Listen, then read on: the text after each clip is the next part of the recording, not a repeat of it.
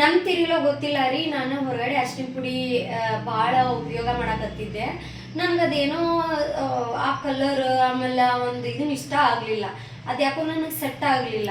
ಅದಕ್ಕೋಸ್ಕರ ನಾನೇನು ಮಾಡಿದೆ, ಹಿಂಗೆ KR ಮಾರ್ಕೆಟಿಗೆ ಹೋದಾಗ ಹಸಿ ಅರಿಶಿನ ಸಿಕ್ತ. ಹಸಿ ಅರಿಶಿನ ನಾನು ನಿಯರ್ಲಿ 600 ರೂಪಾಯಿಗೆ 700 ರೂಪಾಯಿಗೇನೋ ಒಂದು 5 kg ತಂದಿದ್ದೆ. ತಂದು ನಾನೇನು ಅನ್ಕೊಂಡೆ 700 ರೂಪಾಯಿಗೆ ನನಗೆ ಒಂದು 2-3 kg ಸಿಕ್ತೈತೆ ಅನ್ನೋ ಒಂದು ಆಲೋಚನೆಯೊಳಗೆ ನಾನು ಮಸ್ತಿಗೆ ಎಲ್ಲಾನು ರೆಡಿ ಮಾಡಕತ್ತೆ. ಬಟ್ ಆಮೇಲೆ ಗೊತ್ತಾತ ನಾನು 4-5 kg ಒಳಗೆ ನಂಗೆ ಸಿಕ್ಕ ಅರಿಶಿನ ಇಷ್ಟ ಅಂತ. ಇದ್ರೊಳಗೆ ನೀವು ಅರ್ಥ ಮಾಡ್ಕೊರಿ ಏನಂತಂದ್ರೆ, ಹೊರಗಡೆ ಸಿಗ್ತಾ ಇರೋದು ನಮಗೆ ಯಾವುದು ಒಳ್ಳೇದಲ್ಲ.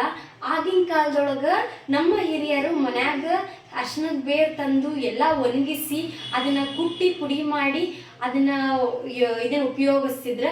ಹಾಗಾಗಿ ಅವರು ಮಸ್ತ್ ಕಡತ್ತಾಗಿರ್ತಿದ್ರೆ. ನಾನೇನಾದರೂ ಬಿದ್ದು ಬಂದಾಗ ನಮ್ಮ ಅಜ್ಜಿ ದವಾಖಾನಿಗೆ ಹೋಗಿ ಔಷಧಿ ಹಚ್ತಿರ್ಲಿಲ್ಲ. ಮೊದಲೇ ಏನು ಮಾಡ್ತಿದ್ರು ಅಂತೀರಿ, ಅರ್ಶಿನ ಪುಡಿ ತರ್ತೀನಿ, ಅರ್ಶಿನ ಪುಡಿ ಗಾಯಕ್ಕೆ ಹಚ್ಚ, ಅದೇನು ಅದು ನೋವು ಆಗೈತಲ್ಲ ಅದಕ್ಕೆ ಹಚ್ಚ ಅಂತಿದ್ರ.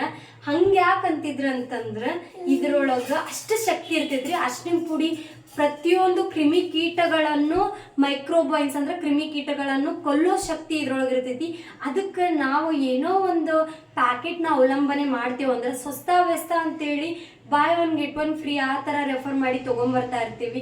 ದಯವಿಟ್ಟು ಏನಾದರೂ ಒಂದು ನಾವು ತೊಗೊಂಬರ್ತೀವಿ ಅಂತಂದ್ರೆ 1000 ಸಲ ಆಲೋಚನೆ ಮಾಡ್ರಿ. ಅರ್ಥ ಆಯ್ತಾ?